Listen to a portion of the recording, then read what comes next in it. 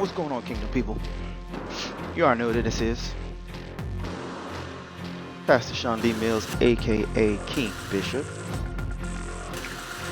Saw what I was doing. I was just kind of playing with the guns real quick. I don't know why I did that. I just wanted to just kind of play with it for a couple of seconds. Ain't trying to do too much.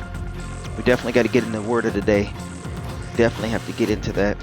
This morning I done already woke up and did my morning exercise slash Pilates slash yoga, whatever you want to call it. I wake up in the morning, put on some decent music, or this morning I actually just put on the Bible app. That's why I say I use Version Bible app. Put that on and just kind of listen to the whole story for the word of the day and background story for the word of the day, and just kind of listen to it, make sure I was familiar so that when I have a conversation with you guys I know what I was talking about. So I just kind of did my little workout, Pilates and stuff like that, and just kind of meditated on the word, so that like I said, so that I'm familiar with what I'm talking about. I already knew what I'm talking about, but just as a refresher. And at the same time, I had to it's not just for you guys, I do this of course for me so that I can get into a better headspace for the day. So I encourage anybody, look, first off, early in the morning we rise, we should be thanking God and seeking his face. But if you don't do it first thing in the morning, do it sometime. Whatever day you can, or whatever time you can carve out for yourself, to have peace of mind, or to where, like, with me, I have a big family. I don't say big family. Well, family is 6. And yes, I say a family is 6 still, because my son is still with me, my oldest son. And even his passing, I'll never remove him. So that's how I feel about that part. Lord God, thank you for taking care of my family, even in the midst of this situation that's been going on. Thank you, Lord God, for that. Thank you for keeping my son and having him do your will and do your work. I definitely thank you for that, God. So, this morning, my thing that I tell you guys to do is definitely carve that time out whenever you can. I do it in the morning. I typically wake up a couple of hours before I have to go to work while everybody's still asleep. My wife wakes up a little bit earlier than me because she has to be at work. But on certain days, that's another reason why I only do this Sunday through Wednesday. Don't get a chance to relax with my wife early in the morning. And she doesn't have the opportunity sometimes just to wake up to me. And then just enjoy our moments together. So that's why I make sure that I don't do anything early in the morning those days, specifically so that I can give my wife time for herself. That's one thing I encourage every male is figure out 2 things. Figure out, know your family, know what they need, and then it's our job, part of our job is to provide them with what they need. Don't get so caught up in providing them with the financial income that you forget about the emotional and spiritual needs of your family as well. Okay, so you definitely got to be vigilant. We have to be on the lookout for those type of things when we're going through this. But even with all that, carve out that time that you can to where you can focus on God, seek his face, have that conversation with him, with a one-on-one with him. Again, I do it in the morning. You can do it anytime. My wife was like, it was funny. My wife said, I'm going to heaven. First, I've already got my name and everything. I'm on the waiting list and stuff like that, because I wake up in the morning and I do this. She says she doesn't wake up in the morning and doing that. And I had to tell her the same thing. Listen, it's not about necessarily when. Now, while there are times when there's when you should seek his face, but it's not necessarily about when you seek his face. but it's about seeking his face. It's about coming to the understanding of who He is and having a personal one-on-one intimate relationship with God, so that you can tell Him what's going on in your life, even though He already knows. Um, and He can tell you what's going on in His. And you have to sit there and you have to have that intimate conversation with God. That's about anything. Okay, that's about anything. Um, so, uh, so that's why I say carve out that time. Um, if you have a relationship with anybody, it doesn't matter whether it's your mother, brother, cousin, uncle, wife, husband, best friend, whatever it is, you should always have some type of time, intimate, personal, one-on-one time with that person. That is what's going to build a healthy relationship, just so you guys know. And this ain't nothing that um, I'm making up, or anything that I've heard about. This is something that I have learned over the course of time, and see the results of it. Okay. Um, so that's definitely what I suggest everybody to do. Word of the day. Let's jump in the word of the day. Before we do that, look, happy Passover for those who are celebrating Passover. For those who don't know who Passover or what Passover is, it's in the Bible, the book of Exodus. Um, a lot of people know about the story of Moses and the Israelites, how he freed the Israelites from the hands of the Egyptian. That's what a lot of people know about. But a lot of people don't know the intimate details about the situation. Some people even know about the plagues. They know about the. Listen, if you are a parent, I just thought about this right now, and I'm actually gonna have my kids do this again. Even my 17-year-old, because we love. And again, some people don't like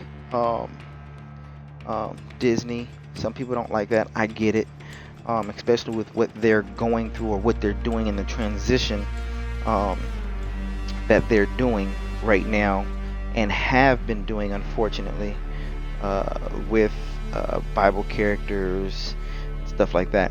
But with that being said, growing up, well, not growing up, but my kids growing up, I had them watch a Disney movie. And the Disney movie,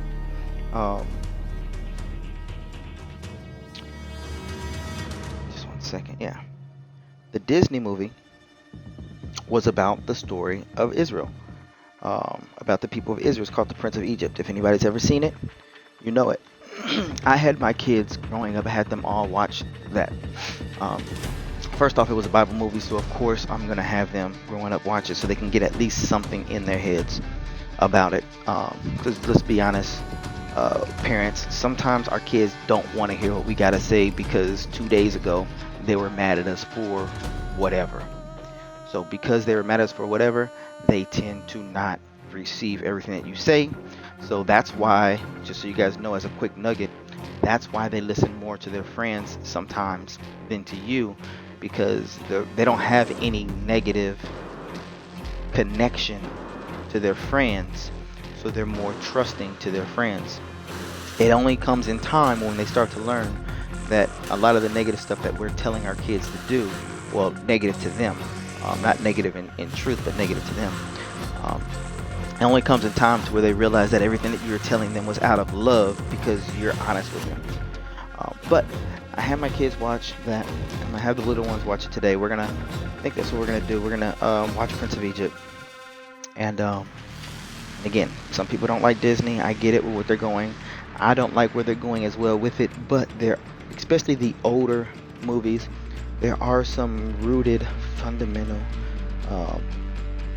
wholesome truth and fun, family fun, without all the extra stuff.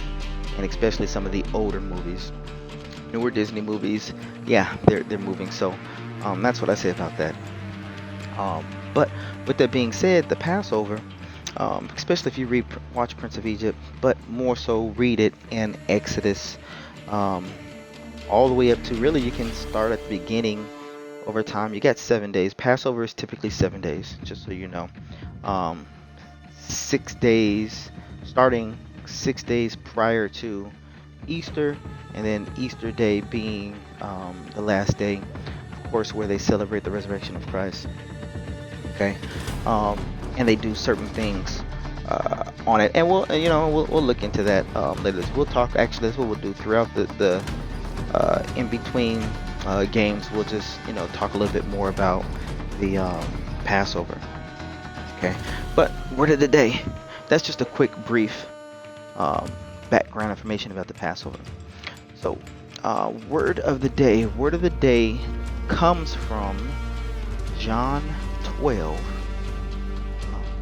If you ever go to your Bibles, Matthew, Mark, Luke, John. John is in the New Testament, fourth book in the New Testament.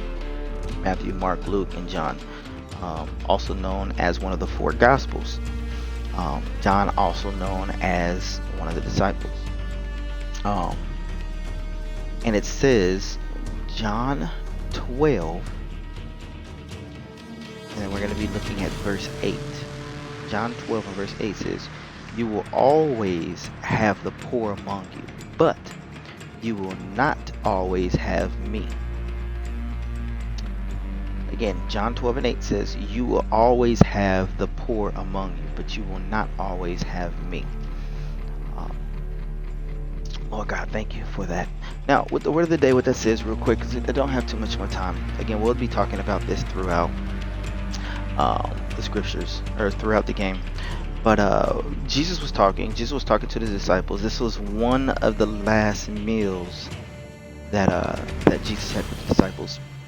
And this is the time, if anybody's heard of it, where the woman anoints or smears or massages and oils in oil on Jesus's feet.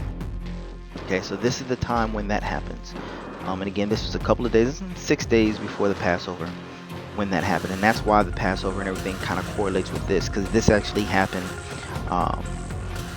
6 days before the Passover. Okay, 6 days before the Passover. And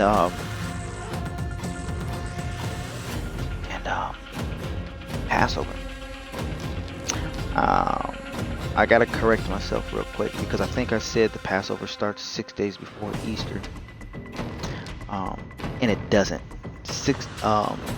Passover was not 6 days before. Well, this one we celebrate it right now because Easter comes up this week. So I guess that is partial right. What I will do is I will make sure that the next stream I get even right now we'll go a little bit more detail into it. Not right now. We're going to do that. But Lord guide me in the whole conversation.